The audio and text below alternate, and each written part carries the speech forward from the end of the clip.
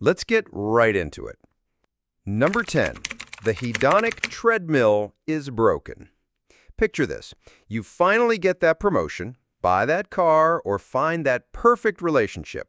You're floating on cloud 9 for about 3 weeks. Then suddenly, you're back to your baseline level of meh, wondering why the universe is personally trolling you. Congratulations, you've just discovered the hedonic treadmill, psychology's way of explaining why lottery winners and people who get their dream job end up just as happy or miserable as they were before. Your brain has this charming little feature where it adapts to positive changes faster than you can say retail therapy. It's like your happiness meter has a built-in reset button that some cosmic prankster keeps pressing. Scientists call this hedonic adaptation, but I call it life's biggest scam.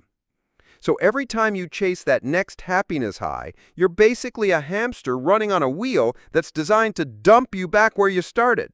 At least hamsters get exercise. Number 9. Happiness pressure creates anxiety. Nothing kills a vibe like being told you should be having a good time. You know that friend who keeps asking, "Are you having fun? Are you happy?" until you want to scream into the void? Well, modern society is that friend, except it never stops asking.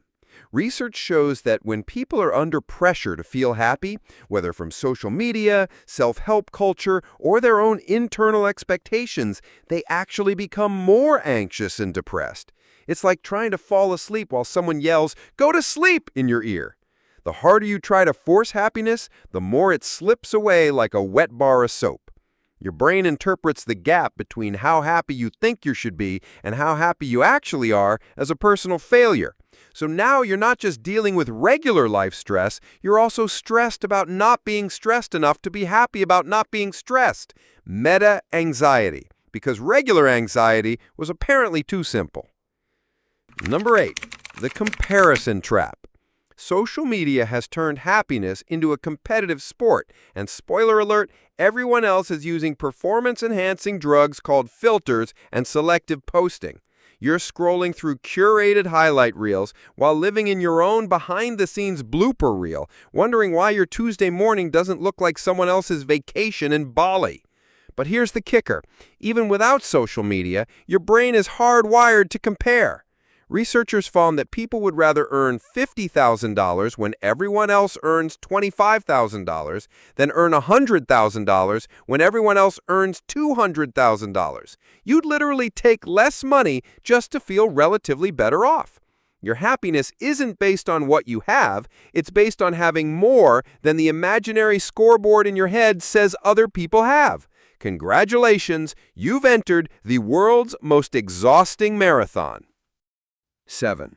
Toxic positivity backfires. Good vibes only. Choose happiness. Just think positive thoughts. If I had $1 for every time someone told me to just stay positive during a genuinely terrible situation, I could afford therapy to deal with how much I hate toxic positivity. Studies show that suppressing negative emotions, those pesky feelings that indicate something might actually be wrong, leads to increased stress, anxiety, and even physical health problems. When you force yourself to slap a smile on everything, your brain doesn't get the memo that the danger has passed. Instead, it's like having a fire alarm going off while someone plays happy music over it. Your emotions exist for a reason. Sadness helps you process loss. Anger motivates you to change unfair situations. Fear keeps you alive. But toxic positivity is like putting duct tape over your car's check engine light and wondering why your transmission falls out on the highway. Sometimes your feelings are trying to tell you something important, and just be happy is the emotional equivalent of, "Have you tried turning it off and on again?" 6. The paradox of choice paralysis. You walk into a grocery store to buy jam and discover there are 47 different varieties. Suddenly, choosing breakfast spread becomes an existential crisis. This is your brain on too many options, and it's exactly what's happening with your pursuit of happiness. Psychologist Barry Schwartz found that having too many choices doesn't make us happier, it makes us anxious, paralyzed, and ultimately less satisfied with whatever we do choose. When you have endless possibilities for how to be happy, you spend more time worrying about missing out on the perfect choice than actually enjoying the decent choice you made. Your brain treats happiness like it's shopping for the perfect life partner on a dating app with infinite swipes. There's always someone better just one swipe away, so you never settle down with contentment. Instead, you're stuck in permanent FOMO, wondering if meditation is better than exercise, if travel is better than staying home, if pursuing your dreams is better than financial security. Turns out, having fewer options for happiness might actually make you happier. It's like your brain needs someone to take away the menu and just bring you soup. 5. Happiness becomes a performance art.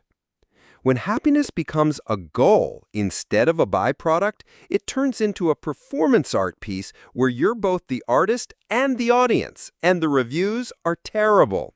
You start monitoring your happiness levels like a fitness tracker, constantly checking, am I happy enough? Is this the right kind of happy? What if I'm doing happiness wrong?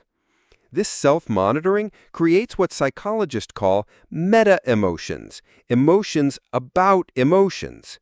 Now you're not just experiencing life, you're also the critic reviewing your emotional performance in real time. It's exhausting. Imagine trying to be spontaneous while also taking notes on how spontaneous you're being. The irony is that genuine happiness is usually unconscious. It's that moment when you're laughing so hard you forget to worry about anything, or you're so absorbed in something that time disappears.